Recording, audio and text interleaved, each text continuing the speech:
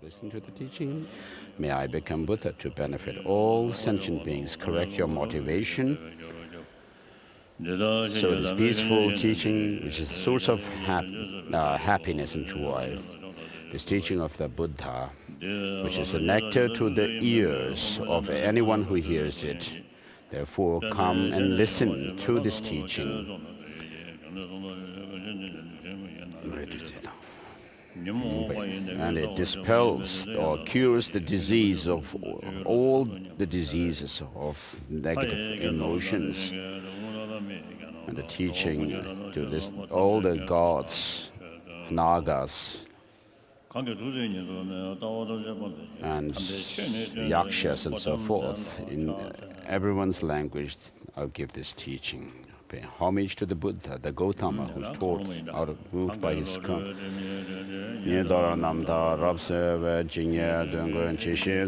this is the prayer to Buddha Manjushri.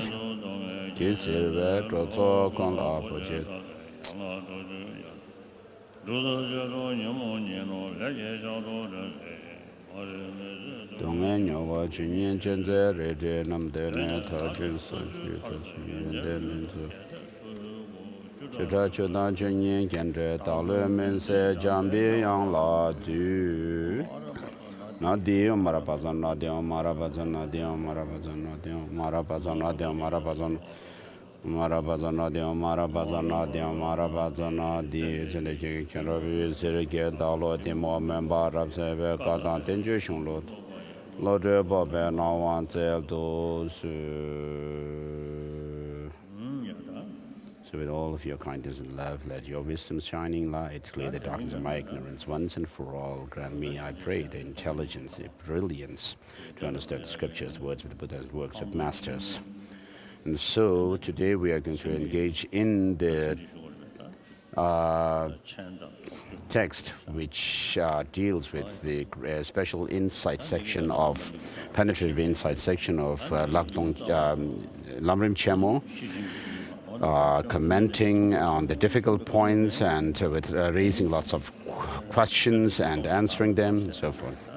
And so the Buddha has taught the teaching of selflessness or emptiness, which was not known in the world at that time. And so the Buddha related the teaching with regard to the basis, and then the path, such as the 37 factors of enlightenment, and using them as the object, the subject. He went on to say that they are empty, and in the end, at the end of each of the going over what are known as the 108 points or objects. Then he said, all of these are in name. And in the 25,000 verses of this Pajaparamita, Perfection of Wisdom Sutra, it goes through this, and there's 8,000 verses of Pajaparamita also. If you just read it, you may not understand right away. But if you are able to combine or study it along with the Abhisamaya Lamkara, ornament for clear realization, you'll understand what is being taught with regard to the progress along the path. And these scriptures are called perfection of wisdom, not perfection of faith or concentration, but perfection of wisdom. And so even by name, the teaching of the Buddha is a teaching which should be progress, in which one should progress along the paths and the stages of the path by understanding the emptiness, how things are, and therefore one should be based on, in order for that, one should base oneself on reason and not merely resort to scripture. And therefore, wisdom is important in the beginning, in the middle, and at the end. And therefore, since the teaching of the Buddha should be understood within the framework of the Four Noble Truths, with regard to the cessation, true cessation, it has its four characteristics, such as cessation, peace, excellence, and the deliverance. And so in order to understand this true cessation, it is important to understand dependent origination as well. So all the different philosophical traditions of the Buddha are based on or teach the Four Noble Truths.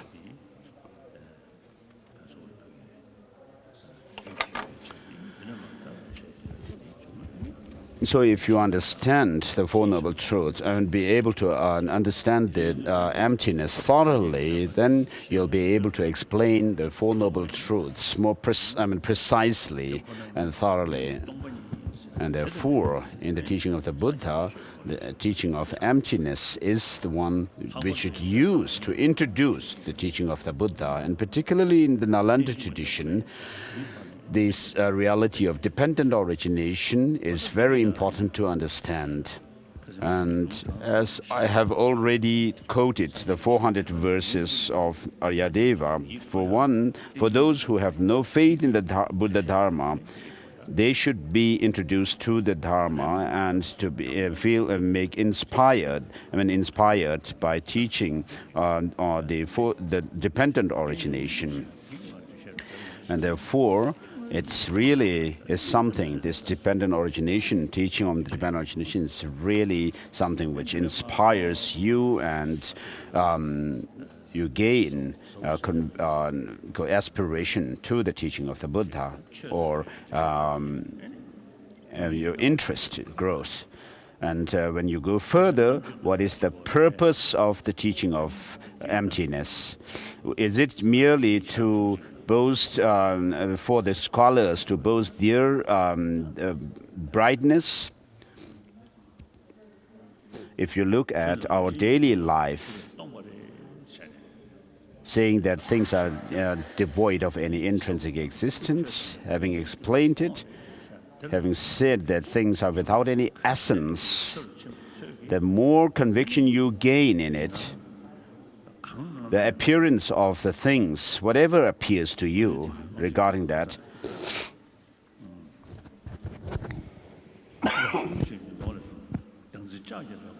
so being enshrouded in the darkness of ignorance, as it is said in the Three Principles Path, whatever appears to you or experiences happen to you, they appear as if they have some objective independent existence. So it's a matter of whether someone has actually introduced this to you or not. When you are sitting somewhere, you feel that when I look at you, and I have this attitude that all of you individually are there. And when you look at me, I am a Shakya Bhikshu, or Bhikshu in the tradition of Shakyamuni Buddha. And you gave me the title Gyawa Tönge Dakpo, or the Lord, the victorious one. And I appear to you, and you appear to me, as if there is some person out there, a solid entity. And if you search for that person, then that appears to you. I cannot find that person. And when you look at me, you see my body. You see the body of a Buddhist monk. And when I talk, you hear my speech, or my voice, and from my expressions of speech and body, you could, to a certain extent, know what kind of thought processes are going on in my mind. But this body, speech, and mind are the body, speech, and mind of the Dalai Lama. But when you actually look for the Dalai Lama, you cannot find him. So everything in the samsara and nirvana are designated by the mind. But that designating mind itself, if you look for its identity, you cannot find it. The seventh Dalai Lama says this. And in Jonang tradition also there is a saying, the bare appearance of the illusion-like things, or the bare illusion here, the bareness here refers to as if there is some kind of a solid entity. And if you relate that to the perception which conceives it, then this mind or awareness does not have any basis, but there is a mere experience that this clear perception is there, or the awareness. And since nothing can be pointed to as being this or that, it says you go or dissipate into the inexpressible. And so, whether internal or external, everything, there's nothing which is which exists solidly. And therefore, if something to be objectified is left, even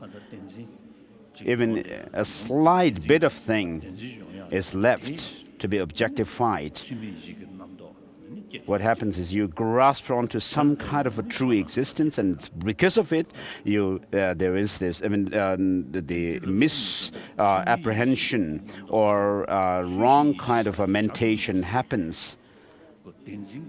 And then the rest of the negative emotions. So on the other hand, there are those mental states or experiences such as love and compassion, which arise on the basis of not inappropriate thinking, but appropriate thinking. And therefore, with regard to emptiness, what it does is it uproots what is the cause that cause ruins to us. Whereas the virtuous states of mind, to them, the understanding of emptiness actually serves as a support. And therefore, by thinking about bodhicitta, thinking about the suffering, by thinking about the suffering of sentient beings, you cultivate or the wish to become a Buddha for their benefit. And so this bodhicitta,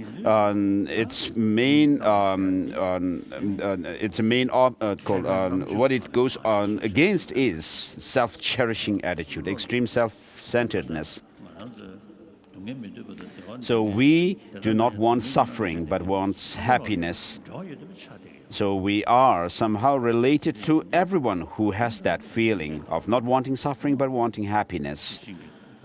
And therefore, in the teachings of the Four Noble Truths, the Buddha made the selflessness as the basis of his teaching.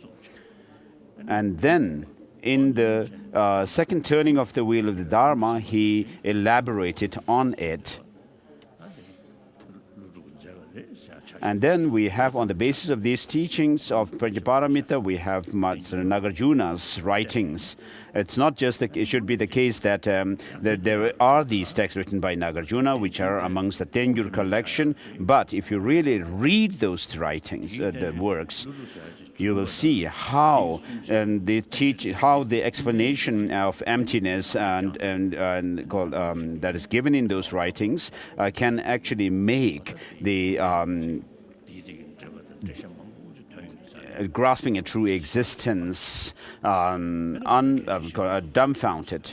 And then following Nagarjuna, we have Buddhapalita, Chandrakirti, and Shantideva, and so forth, writing their commentaries on the Mula Madhyamaka Karika and so forth. And then we have Master or Abbot Chandarakshita and Kamalashila, his disciple, coming to India, coming to Tibet from India, writing their works on Madhyamaka. And so in this way, we have the teachings on the emptiness passed on through Master Nagarjuna and so forth have come down to us, passing from one master to the next. And so Master Nagarjuna, as prophesied by the Buddha, was able to comment on the Prajaparamita, the teaching of emptiness thoroughly. And the Chinese brothers and sisters, and Vietnamese and Korean Dharma brothers and Japanese also, we all recite the Heart Sutra, in which it says that all the Buddhas of the three times became enlightened, perfectly enlightened, by relying on the perfection of wisdom, and then became Buddhas, who have attained the 4 Buddha bodies. And then there are those who are becoming Buddhas presently, and there will be those who will become Buddhas in the future as well. And therefore, we need to aspire to become a fully enlightened being like the Shakyamuni Buddha himself. And so we are all following this tradition, which aspires to full enlightenment for the benefit of all sentient beings. And therefore, the wisdom, perfection of wisdom. And so wisdom here refers to that understanding the things fully, or the sublime understanding, which helps to reach the nirvana and enlightenment. And so that enlightenment is a state whereby you remain without coming out of that meditative state forever on that emptiness, which is also the elimination of all defilements from the mind stream. And so in the beginning of the Heart Sutra, with regard to emptiness, there is the 4-fold emptiness, which is referred by form is emptiness, and through to emptiness, form too is not other than emptiness. And in the 25,000 verses of Panchaparamita, I'm not able to give all the wordings correctly, but what it says is that emptiness is not made empty by form is not made empty by emptiness, but form itself is emptiness, is empty. And therefore the form or physical things are the basis on which you establish emptiness.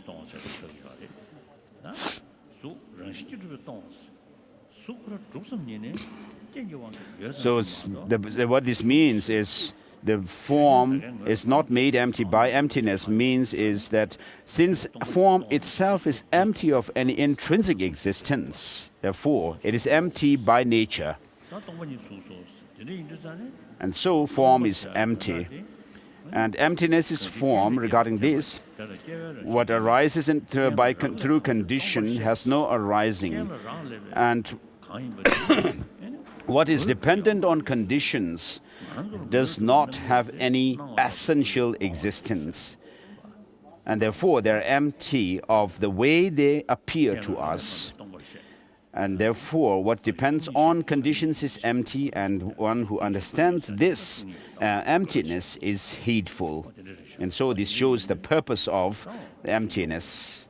And therefore, form is empty because of being dependently originated, because it's empty of inherent or essential existence. Therefore, it is empty of inherent existence. And therefore, it is dependent on. It's feasible to say that it's dependent on conditions. Since form is dependent on conditions, although it appears to have some essential existence, it does not exist that way. And therefore, emptiness is form. And therefore, the basis, the conventional things, and which are the myriad of things, and using these, then you try to understand how we hold on to self-cherishing attitude, and we need to think about cultivating, cherishing others to counter this, and as an antidote to the self-cherishing attitude. And so you have to here also differentiate between the conventional self and the intrinsically existing self, which is imputed or misconceived. And therefore, apply this antidote of cherishing others over oneself. So it is also backed by this grasping at true existence. And therefore, it's very nice to understand that we should counter the self-cherishing attitude as well as the grasping at true existence. And even scientists say that there's disparity between appearance and reality. For thousands of years, we have been saying that the things do not have any objective existence from out there, and this is what even scientists say today. And with regard to impermanence, subtle impermanence, of course we use our language to describe things like, oh, the tree that was there last year, this tree which was there last year, and so forth, but which shows that there is a grasping at some permanence. Even the birds can know this. And so they also know that they would be able to feed their babies when there are more insects and so forth during certain seasons, and therefore they give birth to their children because they can feed it. It may have to do with some climate as well, perhaps. And so every change that is happening in a year, it happens in a month, and every month in a week, and week in a day, and day in an hour, and hour in minutes, and minutes in seconds, and then smaller fractions of seconds. And so if you talk about the particles, if you go down to the subtlest particle, it's momentarily changing. So I have also seen it through microscopes. When you go into the subtler particles, it's always like light, fluctuating all the time, not static. And therefore, everything is impermanent like that. And so what I was trying to say is, regarding the teaching of the Buddha, which is based on the two truths, and then the four truths, and the two truths, on the basis of which we have the method and wisdom for accomplishing the fruits of the two Buddha bodies. And so, all of us should, when you recite the Heart Sutra, you should reflect on these meanings, not as if you are reciting something in someone else's, in a different, strange language. So it will, when you think along these meanings while reciting Heart Sutra, then it will leave a very special imprint on your mind for emptiness. And now let's go through the teaching of the profound emptiness. So it's not easy to understand, but you cannot just neglect or leave it aside, saying it's very difficult, but we should persevere, be diligent, just as Master Tsongkhapa himself had done. He had not come to gain insight into emptiness right away without putting effort. If you look at his own writings, which were written before he had completed his analysis or investigation into the view, And after completing his analysis into the view that were written later in the later part of his his life. So, if you see that Jangchup Lamrim was Manjushri, a real in person, then you will feel that that he had uneasy to say that he has not realized emptiness in the earlier part of his life. And therefore, it's better to think of him as a human being who has gone through the process of learning, studying, and having studied, reflected on the meaning, and then meditated, and then gained conviction thoroughly through this process of learning, reflection, and meditation. So we are also same human beings. And then with regard to Master Nagarjuna also, did I say this before? We usually imagine, depict him as having some the hoofs of hoots of snake hoots. Maybe he was not like that. We also depict him with the crown protrusion. That may be true. And so I saw some painting where that crown protrusion was painted red somewhere. So that is not perhaps not suitable. So there was during the 13th Dalai Lamas, there was someone, a bodyguard named Tubden Nyingje. So he had a bald crown at the crown of his head. It was bald. So with regard to the Buddha himself, going back to the Buddha, he was born as royal in the royal family of a king. He may not be a big king ruling over a huge land or kingdom, but maybe as a chieftain or a ruler of a small principality. So he was born, the Buddha was born in such a royal family.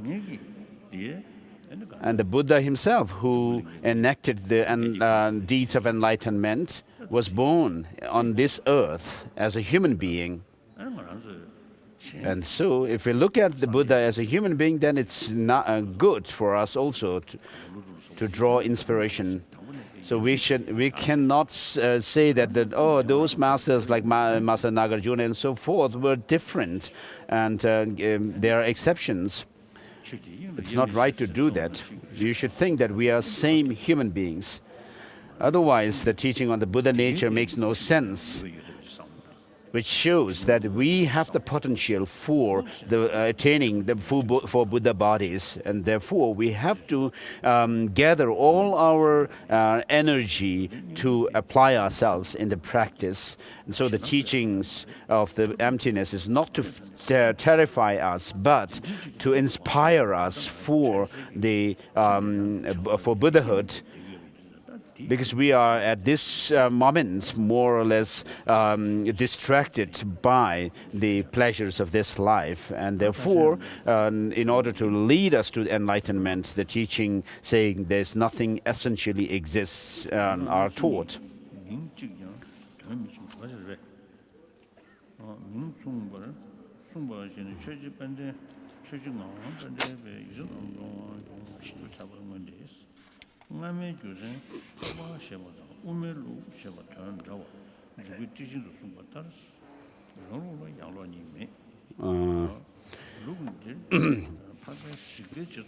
So yesterday we left at the end of a comment, or where it mentions Jangchup Rinpoche's book on the tenet systems.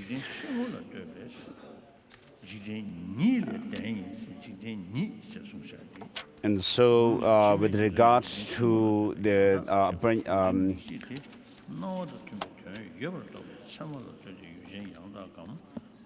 what is mentioned in Madhyamaka Avatara, it says, in convention or in the world, it is true.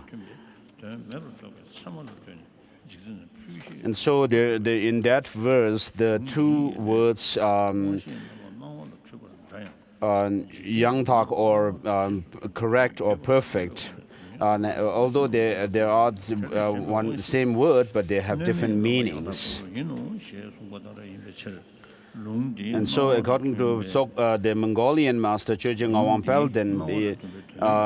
then what is said in his writings seems to be tenable, very tenable.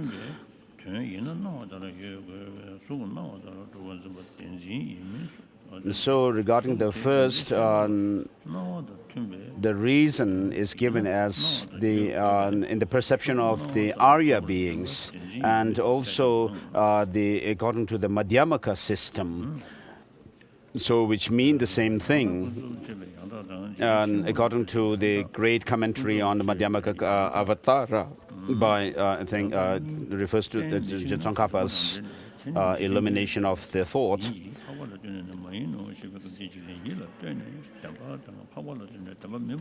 So, from the perception, from the perspective of following the views or how the noble beings, the Arya beings, see, according to this system of philosophy, the Prasangika system, following the critically analyzing mind,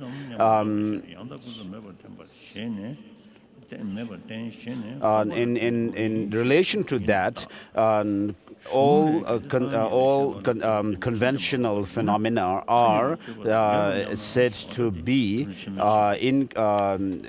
called erroneous.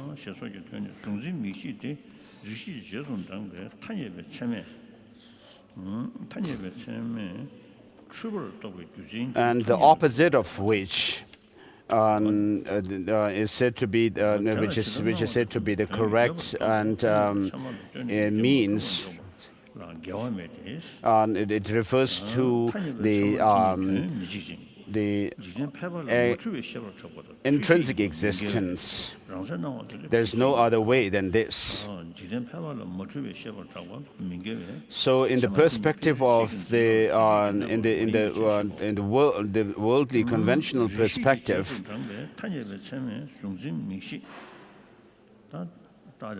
so here it refers to the correctness or incorrectness of the perceptions.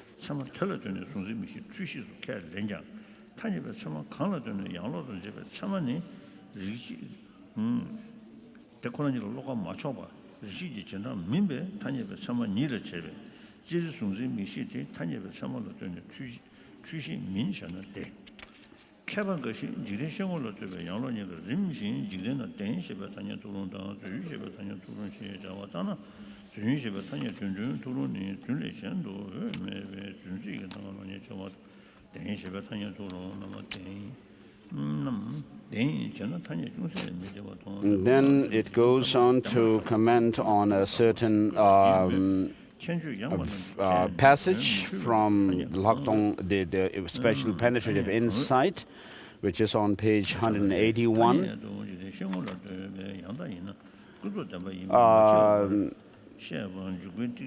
Where it says all sensory consciousnesses are alike in being mistaken with regard to what appears to them. However, sensory consciousness, such as those to which a reflection appears, are incorrect conventional consciousness. Other unimpaired sensory consciousness are correct conventional consciousness. This is based on whether there is an object compatible with what appears to the worldly perspective and that of sensory perspective of that sensory consciousness. So, regarding this, the text says that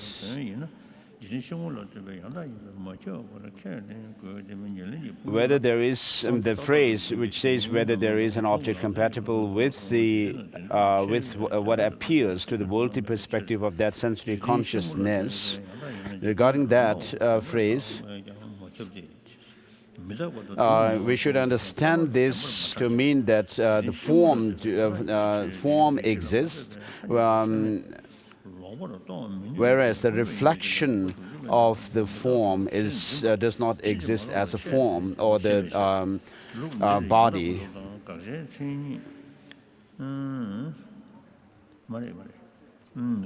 So if the form were to be the object, or the object which is compatible with how it appears to the consciousness which apprehends it, then it should exist the way it appears. And by that you would also have to say that the reflection of a face in the mirror also does exist the way it appears. And therefore, there are lots of critical analysis that we could do, such as checking whether that appearance of the reflection in the mirror exists. And the apprehension of the form to be existent, just as it appears, could be clinging to true existence or not. And so with regard to the term correct conventional phenomena or correct convention, the correctness here, and then the correct from the perspective of the worldly convention, and the correctness in that phrase, the correct convention in that phrase, both of these correct called the word correct do not mean the same thing.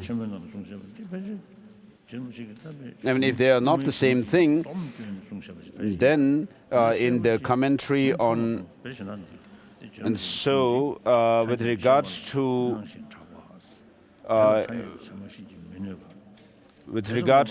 the conventional, the three criteria of the conventional existence, I have not seen this mentioned anywhere else in other scholars' writings, but only in Rinpoche's writing here, where he says that it should be something which is renowned to the conventional cognition, and that it is not undermined by any other conventional cognition and valid cognition, and then it should also not be undermined by the reasoning mind analyzing reality. And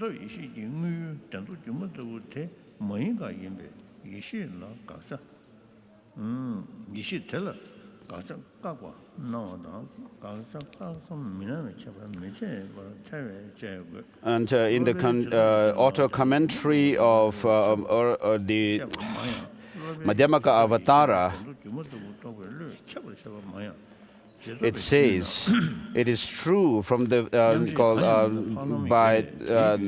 from the point of view of the world, but not from the point in relation to the Arya beings. So the phrase being true in relation to the world and not being true in relation to the Arya beings. The term called by that, the opposite of what it says is the true or the true existence. These two do not mean the same. I mean, the truth here, although the term truth is used in both the cases, it is, they do not mean the same.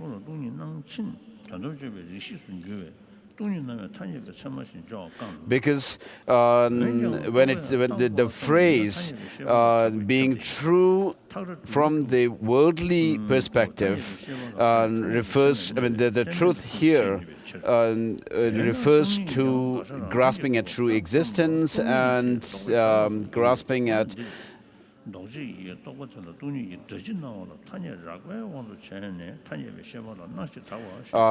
some self-characterized or self-defined establishment which do not exist at all, and therefore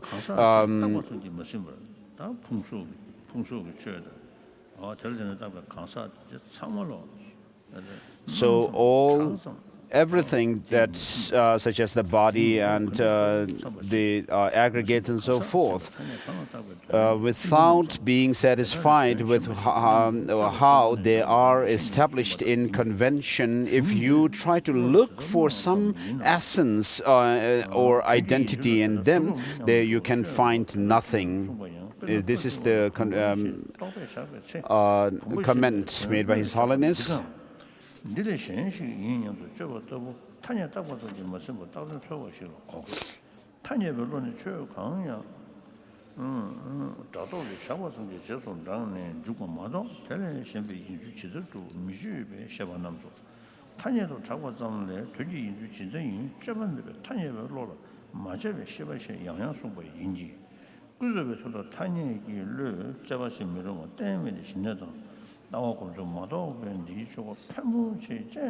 So the difference between the Pasankikas and the Savatantrika Madhyamakas is drawn here with regard to whether they accept things, even in convention, things to be correctly convention or incorrect conventions. So according to the Savatantrika Madhyamakas, they do make these two divisions within the conventional existence. So in order to avert any qualm with regards to the system of the Prasangikas, the text mentions that the text shows that there is no correct conventional existence.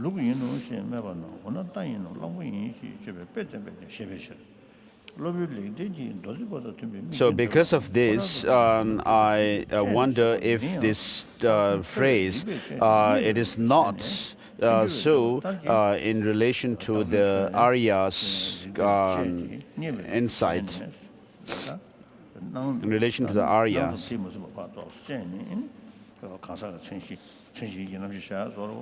So without being content with the mere appearance on the basis of which a person is designated, the other philosophical schools like Chittamatra and assert that there is a person, essentially existing person, and they point to the Alaya Vijnana as being the identity, the final identity of that person. And so if you posit such a person, then such an assertion is undermined or invalidated by the wisdom which critically analyzes the reality of a person.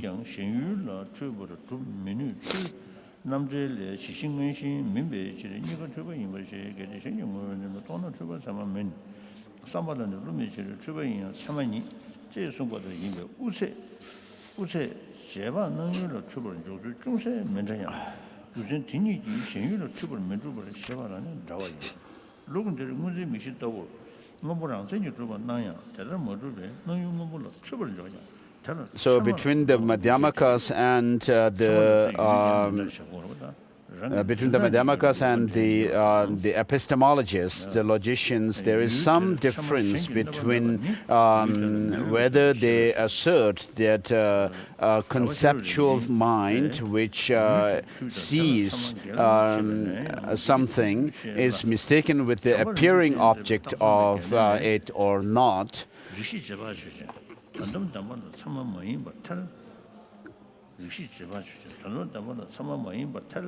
And then also whether they are mistaken with regards to the apprehended object or not, there is some difference.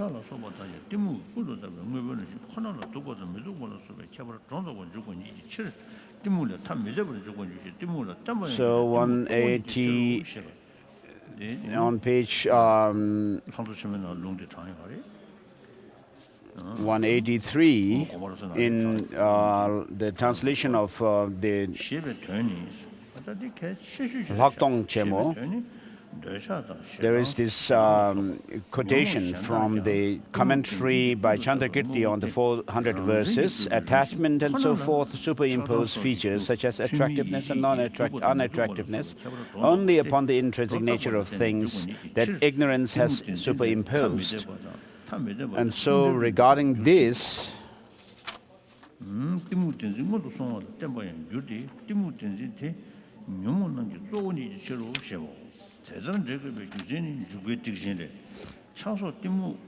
regarding this whole phrase, therefore they do not work apart from ignorance. They depend upon ignorance. This is because ignorance is the main affliction. So the author of this commentary on the difficult points of Lakdong says, quotes this, and then its meaning, he says, is this. Other afflictive emotions such as attachment and anger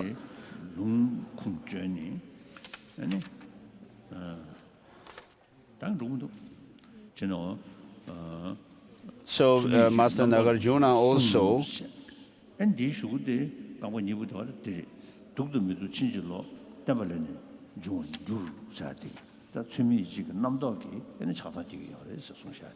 so with regard to how the attachment and anger arise in us, it's because of this inappropriate thinking, which serves as the cause of attachment and anger.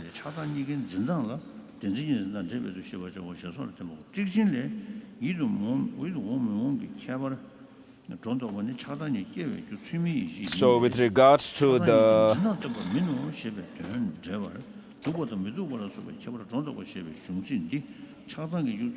commentary or explanation of these lines, the afflictive emotions such as the other afflictive emotions such as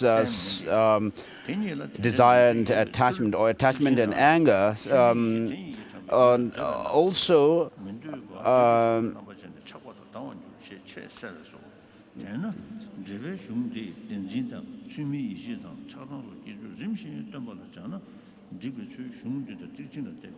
arise because of this ignorance, which is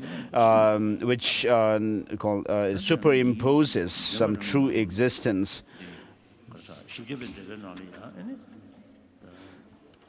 Ignorance holding on to true existence superimposes that entity, which means entity referring to the feature of having some intrinsic existence in things. And the ignorance, according to the 400 verses, is said to permeate all negative emotions.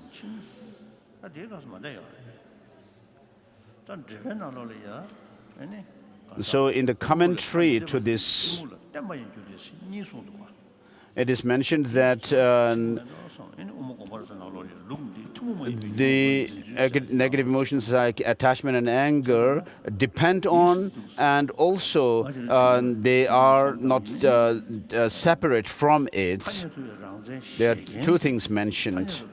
So those who assert that things have some objective existence, there is their way of identifying what attachment and anger are.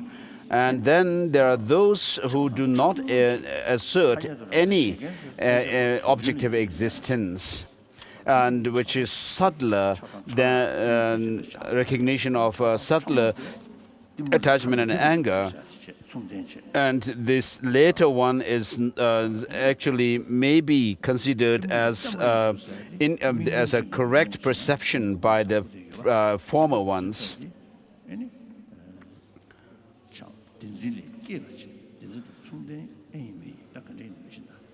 And so there may be some negative emotions which arise from the true grasping at true existence, but they are not concomitant with it. And so the ignorance which grasps as true existence in things grasps of its own accord, grasps at such a way of existence of its own accord, whereas the other negative emotions grasp at that not of its own accord, but because of being influenced by that ignorance. Perhaps we could make such a distinction. So this is very important.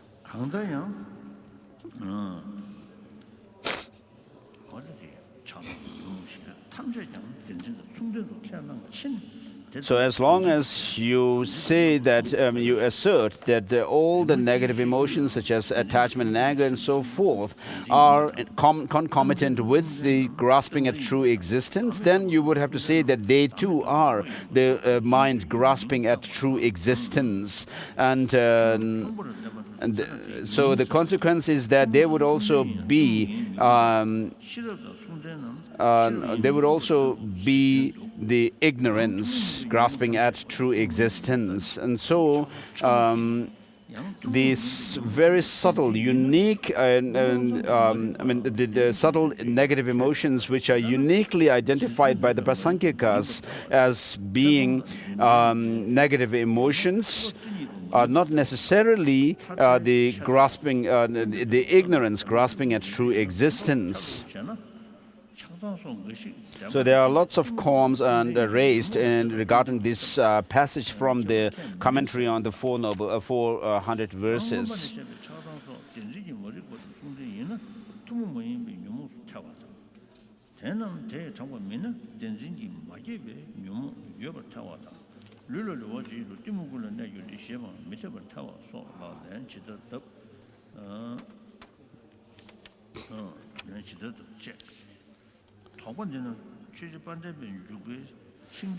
So these are the qualms and the doubts that are raised here. The text says that they are mentioned partially in the commentary of the commentary on Madhyamaka Avatara by Choje Baldin, the Mongolian master.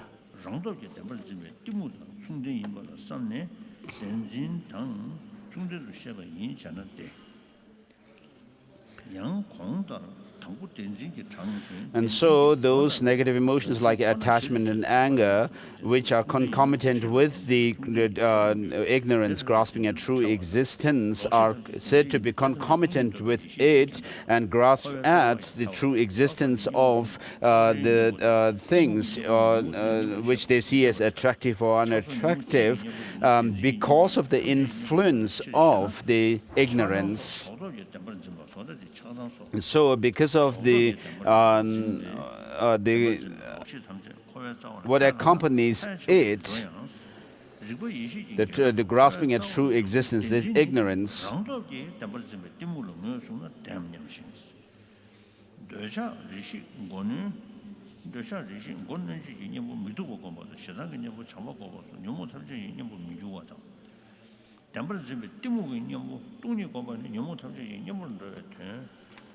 so the text, the author says that this, the attachment and so forth grasp at true existence, though they do so, but it's because of being concomitant with the grasping at the confusion, grasping at true existence, and therefore which grasp at that true existence on its own of its own accord. So if you hold on to this kind of position, perhaps it's easier to hold one's position.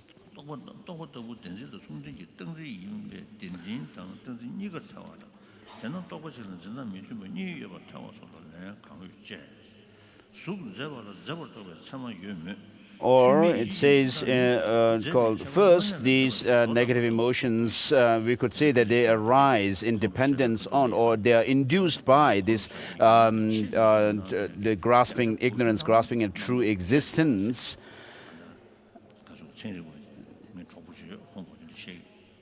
And therefore, based on this kind of intrinsic existence, which is superimposed or which is reified by this grasping at true existence, the incorrect apprehension, all the incorrect apprehensions of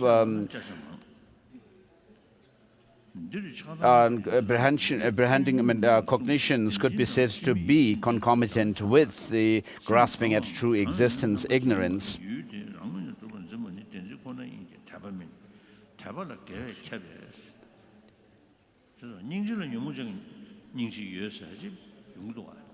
So if that is the case, then, so with regard to compassion,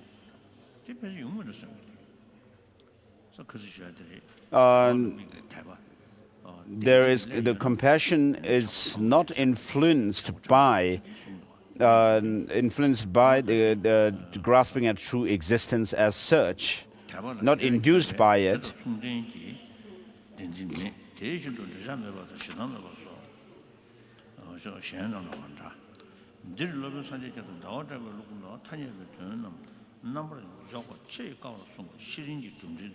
So the text, the author goes on to say that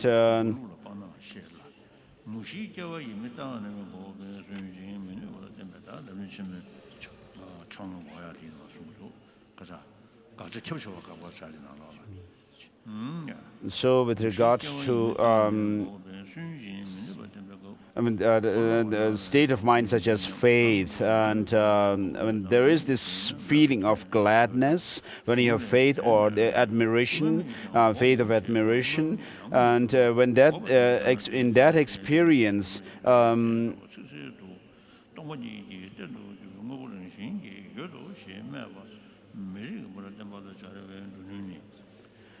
the fact that there is the apprehension of the thing called to have some to be established from its own side with regard to the object,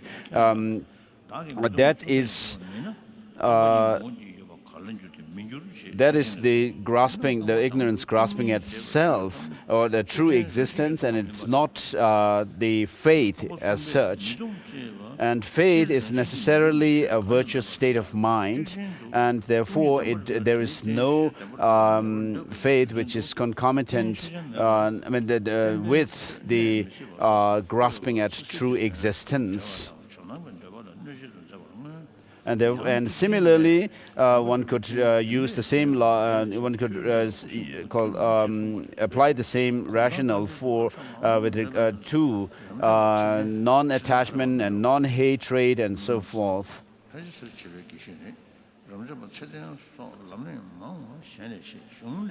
And it is said, in this system, in the system of the Buddha Palita, Master Buddha Palita and Chandrakirti, it is said that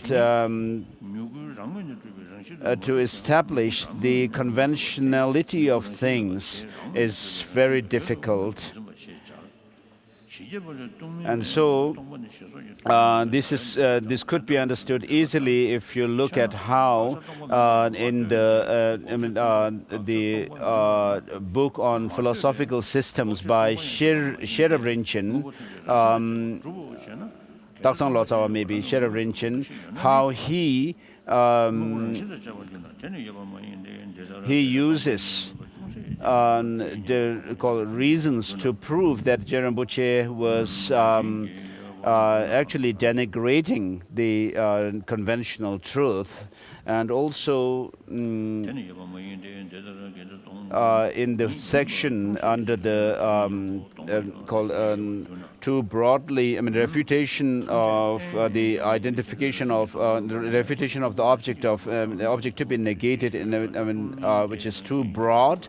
Under that section, there is also this outline where it says that refutation of all the 4 points of Dalai Lama are not legitimate critique of conventional phenomena.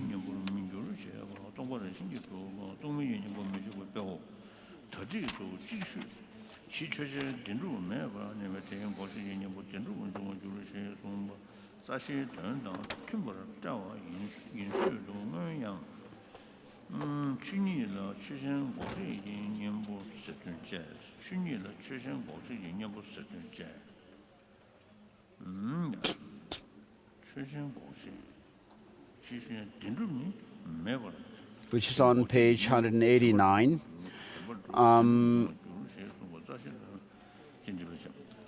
So from there also, then we could easily understand, and therefore there's no need to go over it for clarification, it says.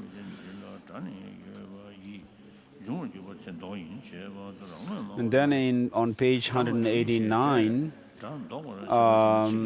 under that heading, there is this phrase in the reply to where it says, then we also refute such non-things. So regarding that also there's a comment. So it is more convenient if we could apply this to mean that as a refutation of the non-things to be established from their own side.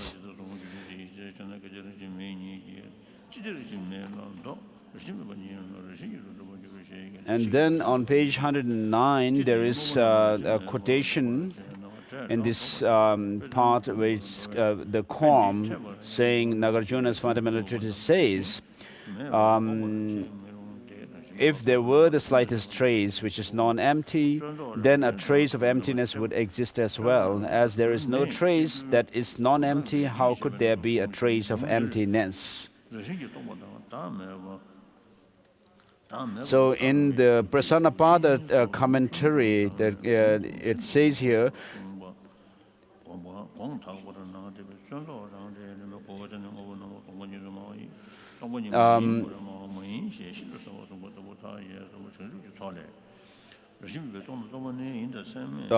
what it says is that we cannot say that the basis of emptiness, that is an entity, has any intrinsic existence. So to say so is, to say that it has any intrinsic existence is not feasible. And so in the Prasanapada, it goes through how it adds the qualifications as well.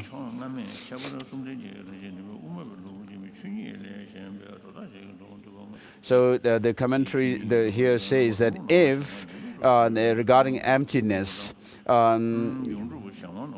it has the slightest existence or is established essentially from its own side, then its basis also would not have the slightest trace of being non-empty.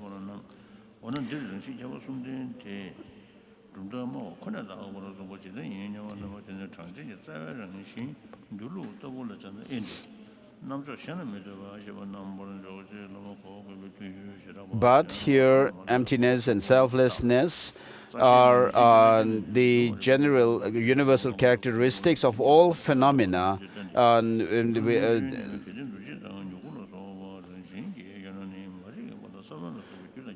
So, by asserting this, therefore, there's no slightest thing which is not devoid of the self.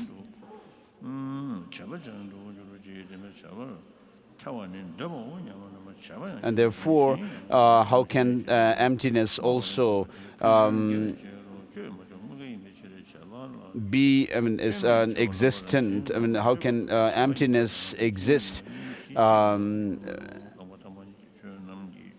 as an essential existence? It cannot.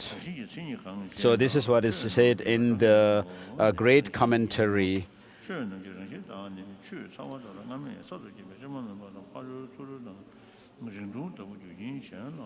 And so the term non-entity in the first line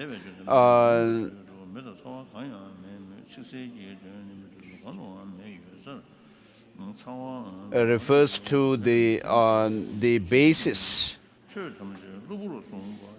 which is not empty of inherent existence, and then the non-empty in the third line,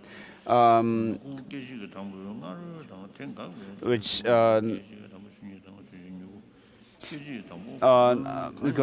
there is no trace, that not the slightest thing that is not empty. That phrase in the third line should be used to mean that there is nothing which is not empty of any intrinsic existence. No phenomena which is not empty. There's no phenomena whatsoever which is not empty of any intrinsic existence.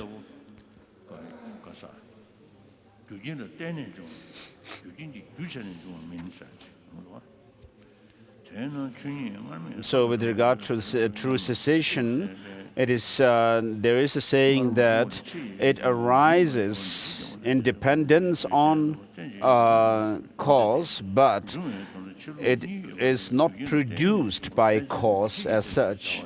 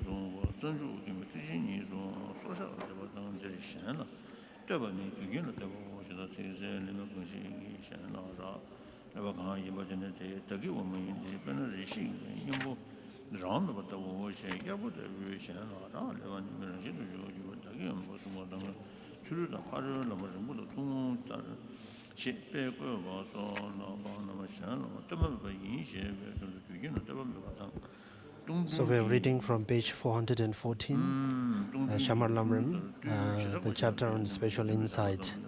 So till page 414, the outline that we have completed is the object, the negation of the object that is too broad or that is too wide. So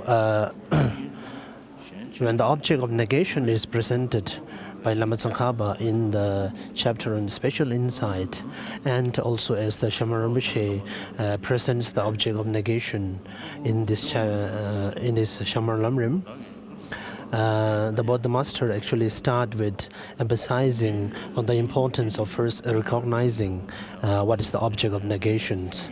And the special quote that usually comes here is by Shantideva from the Guide to the Bodhisattva's Way of Life, that until you do not touch the object of negation, it is impossible to gain a clear image of the emptiness, which is the elimination or the mere elimination of the object of negation. So in order to clearly understood or understand the object of negation, there are two misinterpretations of the object of negation. The first one is many of the earlier masters have an understanding about the object of negation that is too broad, where when we speak about the absence of inherent existence, they feel that all the phenomena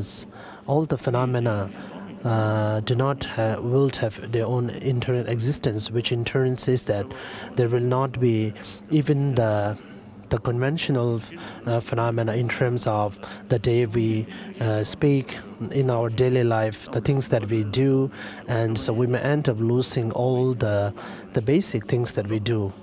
So that is a negation of the object of negation, which is too broad. So that part is already completed, and now from the next outline is elimination of the object of negation that is too narrow.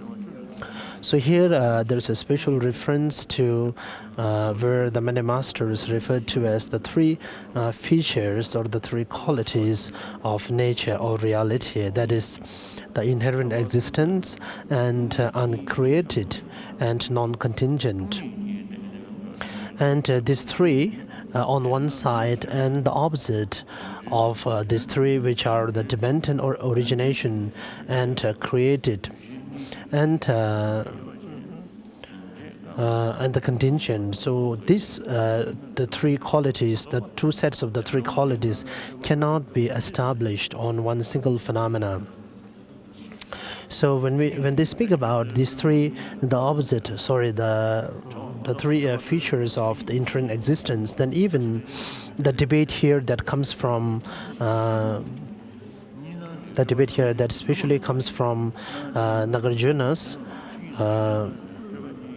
refuting the argument text, and also from fundamental of the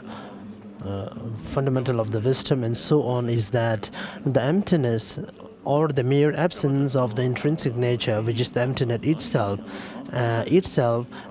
actually fits into the criteria of the first one. So the emptiness is generally uncreated, non-contingent, and also a kind of a reality, reality of all the phenomena.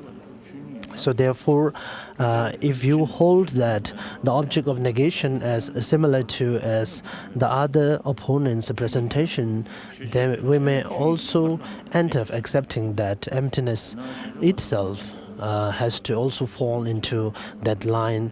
Then we may have to, the emptiness itself have to be also refuted by the reasonings of the ultimate investigation. So at the end of the day, so the conclusion of the argument is that their assertion of the nature of the object of negation as three qualities, that is reality and uncreated and non-contingent, is a kind of really too narrow, that if you hold that position, then even the emptiness will fall into that net. Then the argument further reads that when we speak about the reality, the emptiness is actually the reality or the nature of all the phenomena. For example, we have a special reference here by Nagarjuna from his text refuting of the arguments that the heat or the burning is the nature of fire.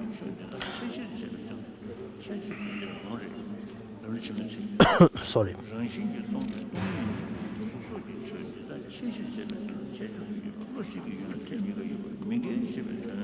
So similarly, the absence of the inherent existence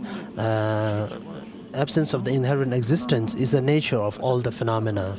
So therefore, the emptiness actually fits into the first criteria. And the second one, which is referred to as the created, is actually referred to the creation. The term created or the uncreated here actually refers to not have anything to do with the causal creation. if we speak about if you speak about the phenomena that are actually caused by causal condition, then only those phenomena which comes under the circle of impermanence arrive into this criteria. But however, the term uncreated or the created here actually it covers all the phenomena as it has been stated in the 20,000 verses sutra requested by the Maitreya, that where the Buddha expressed very clearly that all the phenomena are temporary and temporary in the sense that they are created.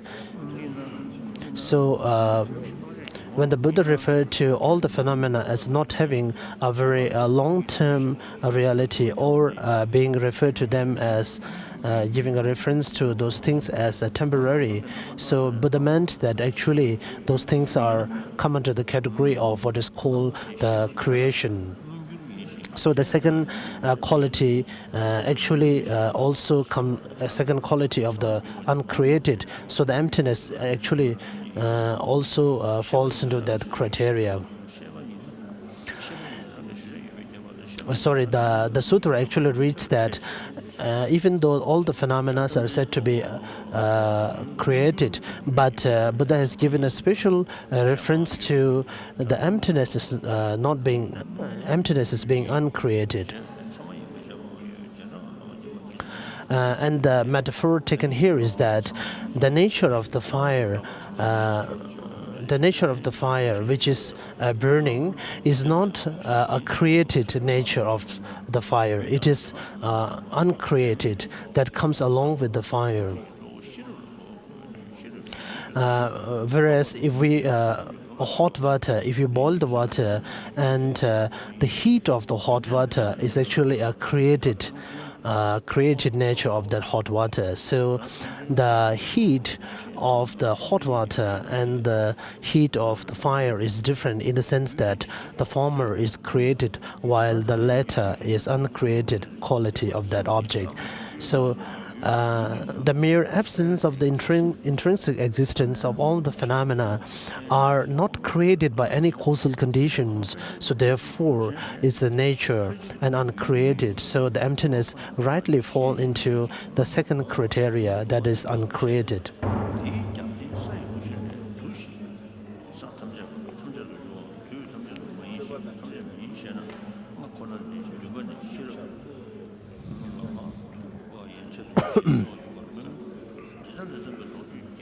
And we also have to draw a distinction here. For example, the first moment of seed and the first moment of a plant, for example, and the second and the third moment. So actually, these three moments depend on causal conditions, but the emptiness or the absence of mere intrinsic nature of these three moments do not arise from causal conditions. But we have to say that they arise from dependence on other conditions. So the difference here is arising from causal condition and arising merely about depending on other factors. So we have to draw a distinction between these two explanations. And also, if since the emptiness is uncreated, and from the two phenomena of impermanence and permanent, the emptiness being a permanent phenomena, it cannot have its own causal conditions, and also we cannot refer to the emptiness as being disintegration, which is the quality of impermanence phenomena. But then when the first moment of a plant transforms into the second moment of a plant, we have to say that the first moment actually disintegrates, and then the second moment of the plant comes into beings. If that is the case, then the emptiness of the first moment of the plant also, when it changes, it transforms into the second moment, the plant's emptiness, then we have to also accept that the emptiness of the first moment of the plant also disintegrates when it changes to the second moment. Then, however, emptiness being a permanent phenomena, how can there be the disintegration possible? So here we see that the disintegration of the plant from first moment to second moment is due to the causal condition, whereas the emptiness, which is the quality of the first moment plant, and its disintegration does not happen by causal condition, rather by dependent condition. So this is the main distinction here.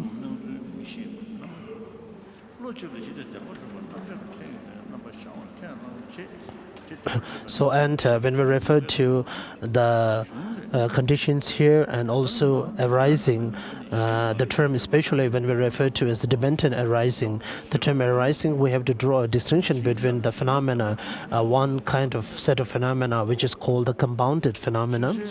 Compounded here has a connotation with respect to causal conditions, compounded due to many causal factors, and uncompounded in the sense that they are not compounded by causal conditions such as the space, emptiness, the selflessness, and so on.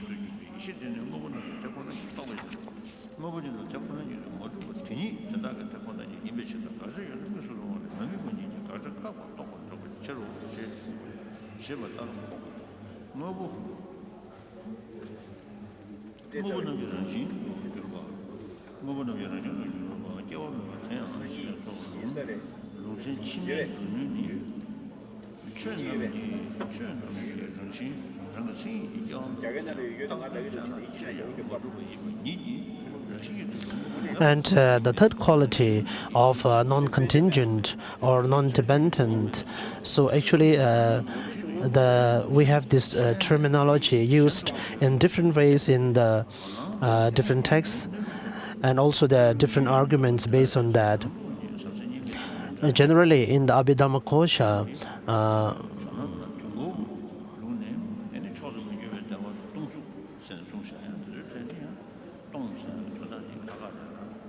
and His Holiness comments here that when we interpret the term tong or the empty or being something, so His Holiness says that according to the Perfection of Wisdom Sutra, of course, we have a different understanding of it. However, when it comes to the Kalachakra Tantra and other Vajrayana teachings, it has a different connotation. And in Abhidhammakosha, the non-contingent or contingent, which has the meaning of dependent arising, actually refers to the dependent arising pertaining to the cause and conditions. And Shamarumbiche says that this is, and His Holiness says, this is my medicine drink, and how do you think about the taste?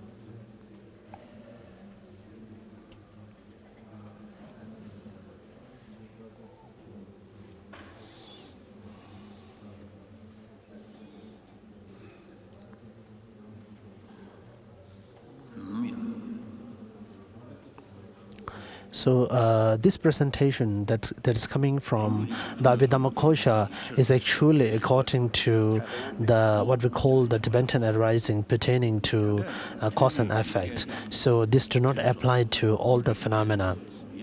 Then from the precious garland of Nagarjuna, then the non-contingent or the contingent is expressed in two different ways. The first is rightly quoting the dependent arising sutra, that since there is this phenomenon, so that happens.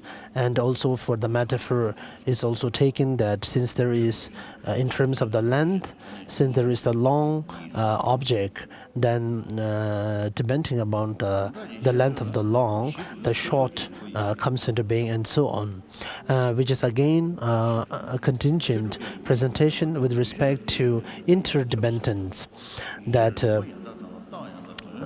a long and short, or the tall and the short has to be high and up and all high and down, and all this expression has to do with interdependence or dependent upon each other.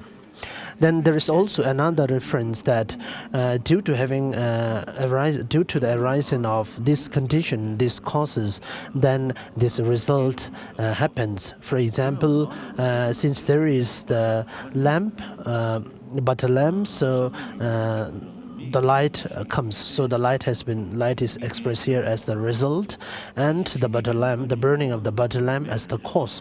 So Nagarjuna has given these two different presentations with respect to the contingent condition of the phenomena in his precious garland. So if that is the case, then of course the emptiness or the mere absence of the intrinsic nature, of course it also depends on its basis of designation. So since emptiness also has its own basis of designation, and the emptiness is merely a designated title or a name on the object of the basis of designation, then the emptiness also had to be contingent. Then how come that your argument says that emptiness is a non-contingent? So Shamar Rinpoche explains here that, or the Lama Tsongkhapa himself explains that here, when we refer to the emptiness as non-contingent, we meant the following.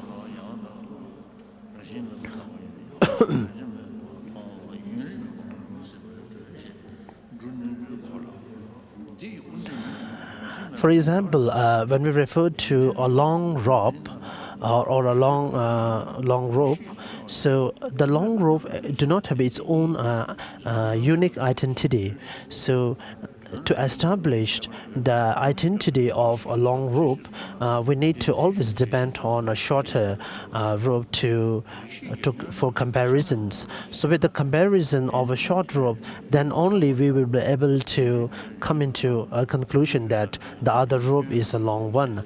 However, as the emptiness or the mere inherent existence of mere inherent absence of mere inherent existence as the nature of, for example, the fire, then the nature of the emptiness as the nature of the fire do not have to depend on any comparison with respect to any other object. So the emptiness has been inherently, or in other words, from the beginningless time, the nature of the fire and all the other phenomena. So therefore, this is what we meant by saying that emptiness is the non-contingent.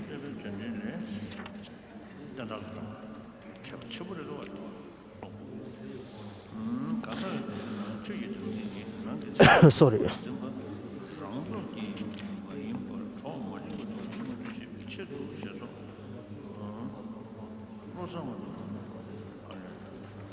Next is the presentation of the two truths with respect to the mind and its object.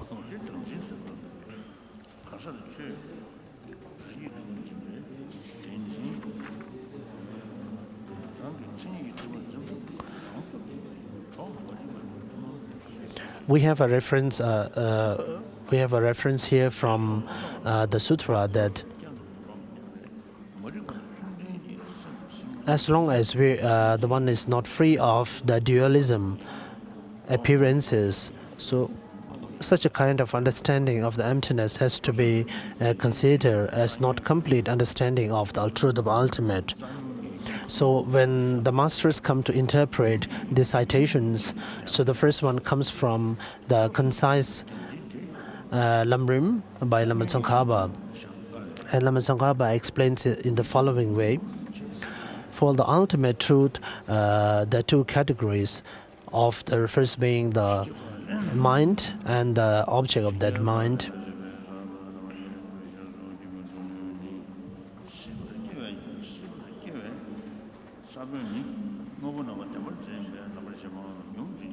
And here actually the mind also refers to the meditative absorption, the state of understanding the emptiness directly. And in the eye of the mind that understands the emptiness directly, it's only the ultimate truth that exists in the eyes of that mind. However, all the other conventional phenomena, which are by nature referred to as the appearances, referred to as afflicted by the dualism appearances, do not exist in the mind of the meditative absorption. So therefore, the emptiness itself is referred to as the real ultimate truth. But then when it comes to the mind that understands emptiness, there are two kinds. The first is the inferential cognition that understood the emptiness through reasoning. And when that kind of inferential cognitions gets familiar further, and after through a long process of meditative practice, and when those kind of inferential cognition turns or changes into the direct perception, the direct valid cognitions, so that is another set of the mind understanding the emptiness. So the later one actually arises through the inferential cognition. However, in case of the inferential cognition that understand the emptiness, even though that mind understands the emptiness and is able to eliminate the inherent existence from its purview, but it is not able to eliminate the dualism appearances. So the mind, the inferential valid cognition that understood the emptiness, even though it understood the emptiness very clearly, but we say not directly, or in the absence of the meaning generality.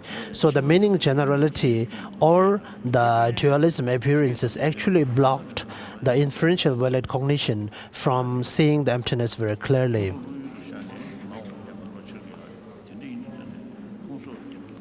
So therefore, those mind and the perception of the emptiness is actually referred to as the ultimate truth, which is similar to the understanding of the meditative absorption. So here we come to the conclusion of the two ways of referring to the ultimate truth, emptiness, from the perspective of the mind that understood it.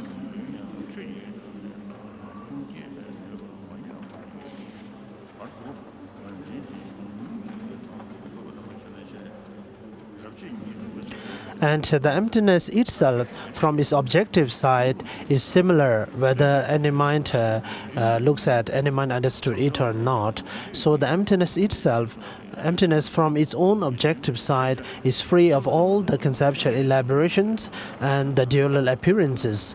But due to the cognition that understood or that looks at the emptiness, be it the direct valid cognition or the inferential mind, so depending upon the cognitions that understood the emptiness, the different expression or the understanding and also the obscuration of the meaning generality and the dualism appearances arises. So here the categorization of the ultimate truth is actually not based from the objective side of emptiness, but rather from the mental side, the cognition that understood the emptiness.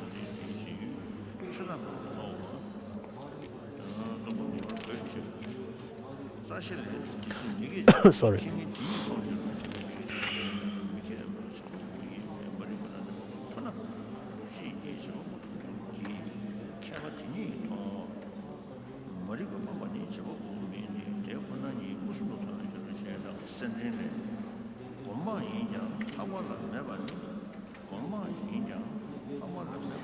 Next is Shaman Rinpoche explains about the potential of the mind that understood the emptiness and how and which way they understood the emptiness.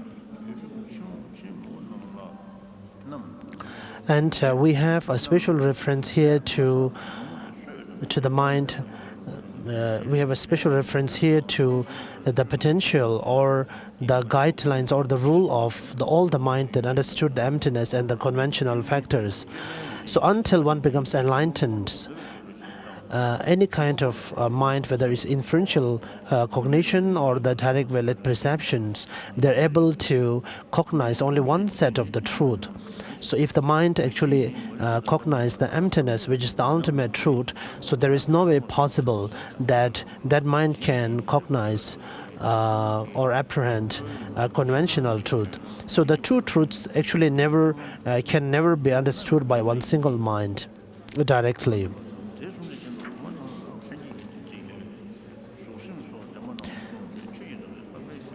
So Shama Rinpoche has a quotation here first, and the quotation runs in the following way: the emptiness which is the free of all the conceptual elaborations can be actually expressed by the object, by a nature, can be referred to as a quality of the object of the basis of the designation.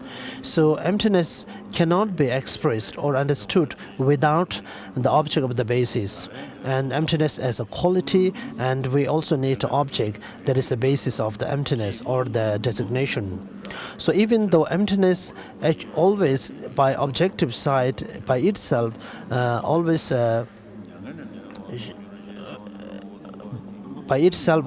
reside in a way that it relies upon its basis of designation.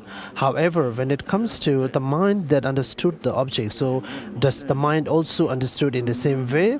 So that is the quotation. And Shama Rinpoche's commentaries comes in the following way. So Rinpoche further says that so we cannot take the meaning of the quotation as being that even in the mind of, even from the perspective of the inferential cognition, when the mind cognizes the emptiness, it is to also cognize the basis of designation or conventional truth.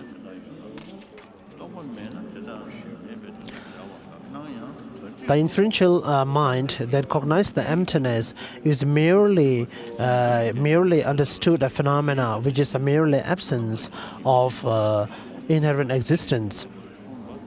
So therefore, the object that understood by the mind that understands the emptiness is merely what we refer to as non-implicative negative phenomena. So when we categorize all the phenomena into negative and positive phenomena, and also the negative phenomena are said to be comprising of two. The first one, non-implicative negative phenomena, and implicative negative phenomena. So implicative negative phenomena are those kind of negative phenomena which need to be understood by eliminating the object of negation. But with that, we are also able to understand by the language and the mind, we are able to understand another positive phenomena. So the inferential meditative cognition that understood the emptiness understand only the non-implicative negative, which is the emptiness itself. So any kind of mind that understands the non-implicative negative phenomena can never perceive or apprehend any other phenomena such as positive phenomena or implicative phenomena.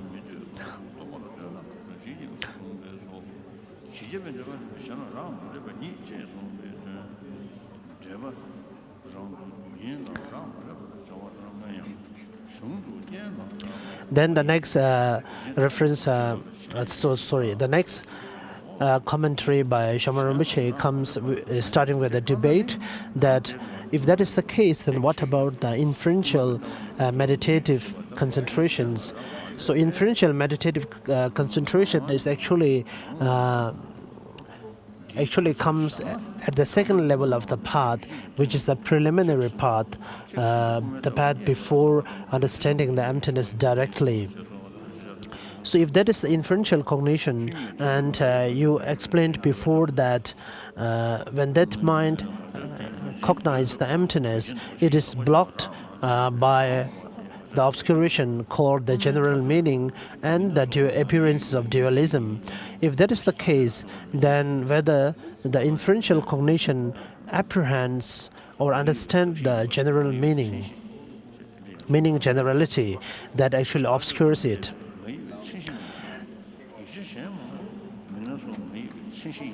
Because according to the presentation of the mind and the mental factors, it is said that all the conceptual thoughts, when they apprehend any kind of object, so the meaning generality comes into contact, comes between and blocked the conceptual thought from seeing the reality of that object. So if that is the case, then the first thing that such conceptual thought comes into contact is the meaning generality.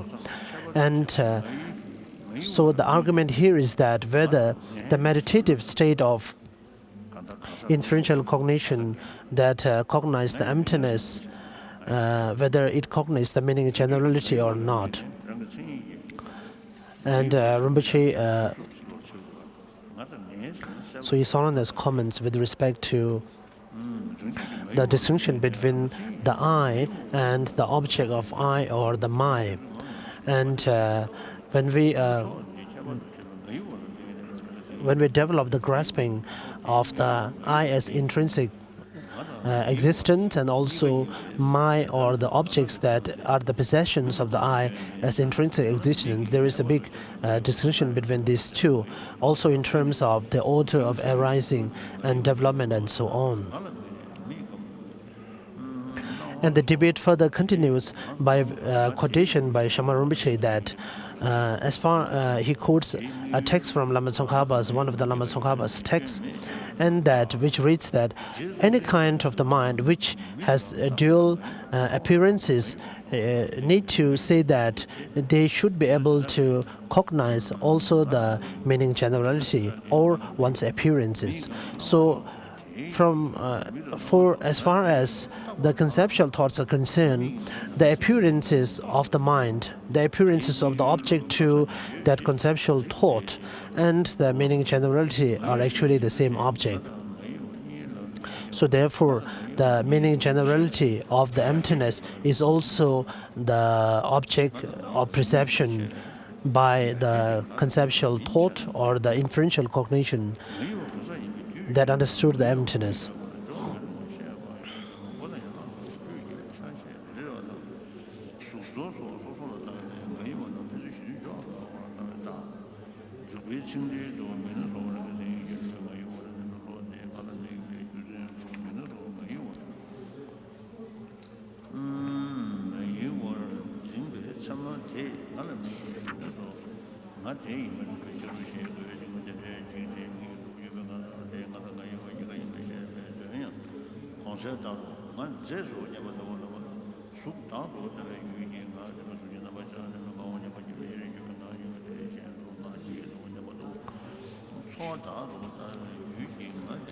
So the next outline comes here on page number 424.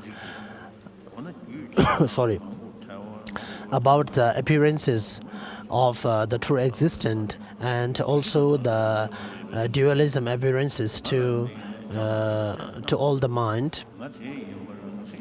And Shama Rinpoche says here that in terms of the sentient beings who are not enlightened, all the kind of dualism appearances and also the appearances of true existence are actually originated by the power of the afflicted imprints of ignorance.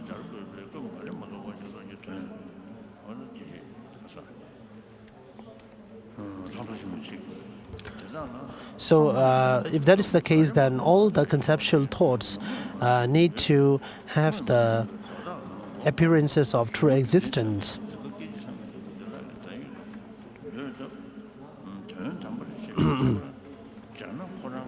So if that is the case, then what about the argument here is with respect to the appearances of the emptiness, which is the absence of true existence, and the appearances of the true existence. These are two distinct and contradictory phenomena.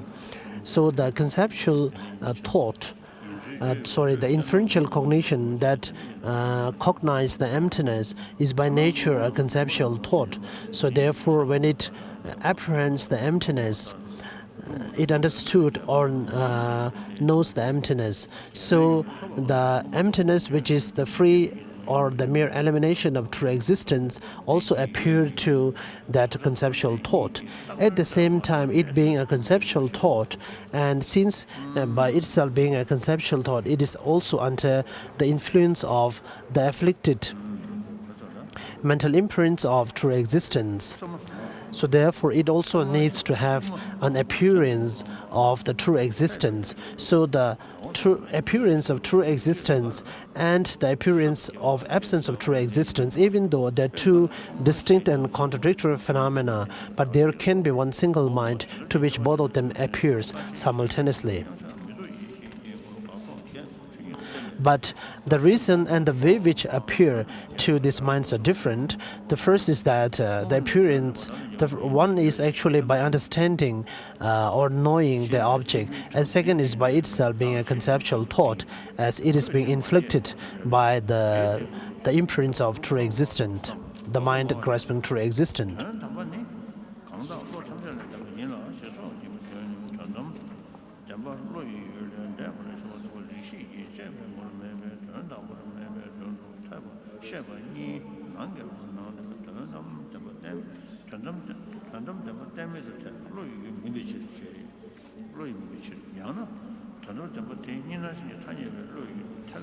Next is with respect to the meditative absorption. So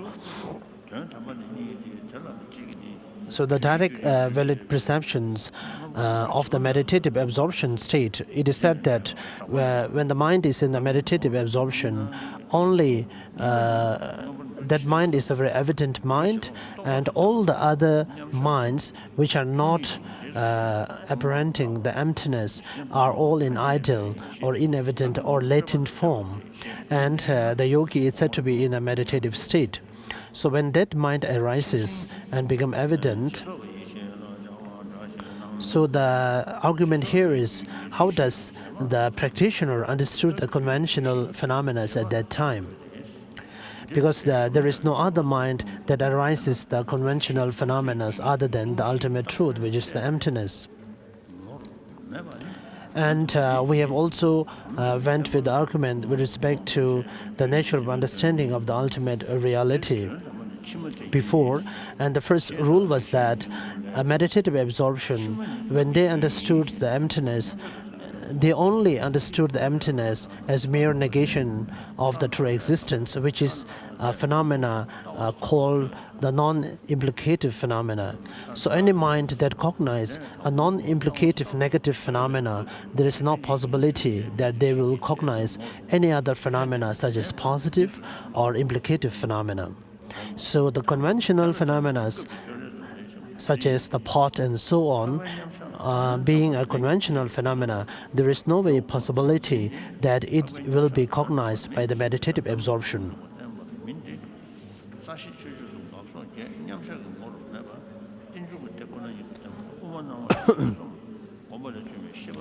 Then the argument, that was the argument, and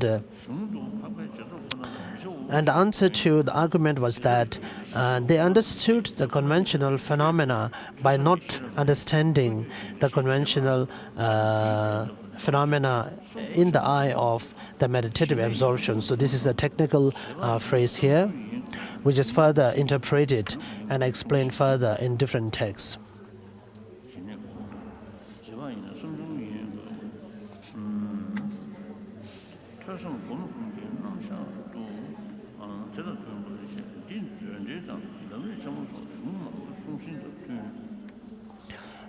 And with this completes the elimination of the object of negation that is too narrow, as we started with the first, the reality and uncreated and non-contingent, as that is being presented by the opponents or some earlier scholars. So till here completes the first two outlines, the first one being the elimination of the object of negation that is too broad, or too wide, and the elimination of the object of negation that is too narrow. So next is one's own system's presentation of the assertion of object of negation.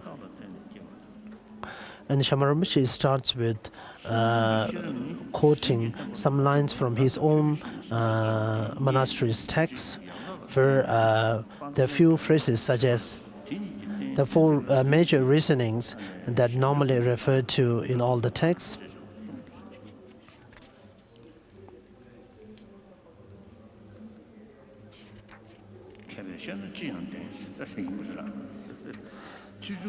So there is actually a different reference here than the normal. So His Holiness was commenting that if a scholar speaks, then everything looks right.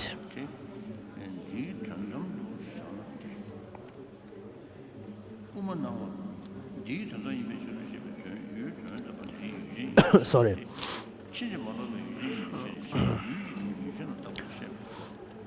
The first start with the term, the Tibetan term Rigpa, or the reason, and also the Sanskrit term Yokir or Vidya. So this has a different connotation in Tibet translation. There's also one Rig without the third particle Sa, which is a different meaning in Tibetan. The without the third particle in Tibetan actually means the mind, or to understand something. So Rinpoche's conclusion here is that when we refer to the first set of reasoning, it is actually the first one. And these four sets of reasonings are what we call the reasoning investigating the ultimate nature of the thing, and the reason investigating the conventional nature of the phenomena.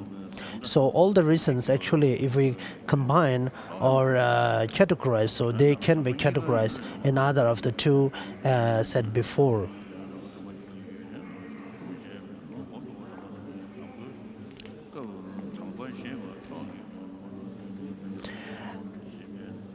And Sasang Penchen, one of the scholars, in one of his texts, which is the Compendium of Knowledge commentary, said that as far as the object of investigation is concerned, it can be further categorized as the evident phenomena and the obscure phenomena. And for the first, the obscure evident phenomena, it can be also further categorized as the cause, the result, and the nature.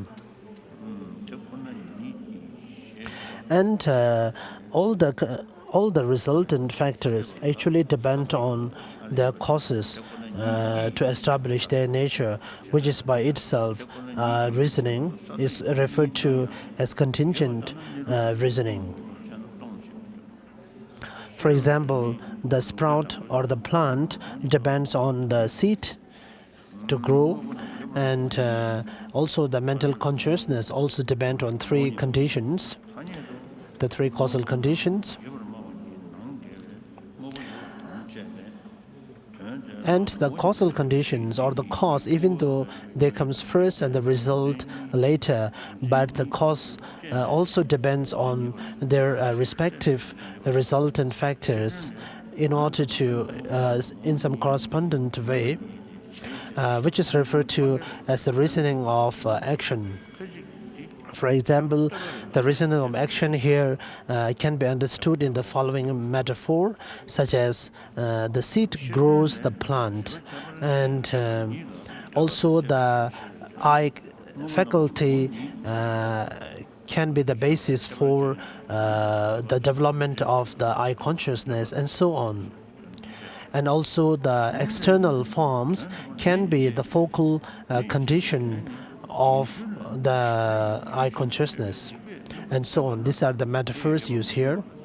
And next is the natural reason. So the natural reason reason of nature can be understood in the following examples. The first is about the burning nature of the fire, which has been there from the beginningless time, and there is not a time that the fire exists and the nature of the burning doesn't, or the nature of the burning comes after the fire, and so on. So which further says that the burning nature of the fire is what we call the reason of nature. And the liquid or the solvent nature of water, and also the impermanence nature of all the compounded factors, and the selflessness nature of all the phenomena. So they are what we call the universal qualification of all the phenomena, and it is popularly known in this way. So these are as far as what we refer to as the evident phenomena. But then when it comes to the obscure phenomena, can be also categorized by the cause, resultant state, and its identification. So when it comes to the obscure phenomena, then we need to rely upon another set of reasoning to establish its reality. So even though we need to rely on reasoning or a logic to understand their nature, but the outcome or the finding of that reasoning has to be corresponding to the findings by a direct valid perception. For example, when we use the reasoning such as the pot as being impermanent phenomena because it is a product. So due to the reason of being a product, we are able to establish the pot as an impermanent phenomenon. So even to understand the pot as impermanent phenomena directly through a mental consciousness, or to understand the pot as impermanent phenomena depending upon a reason such as being a product, actually the process is different in understanding those two things, but the finding or the outcome is the pot as impermanent phenomena, which is same. So we will stop here for lunch.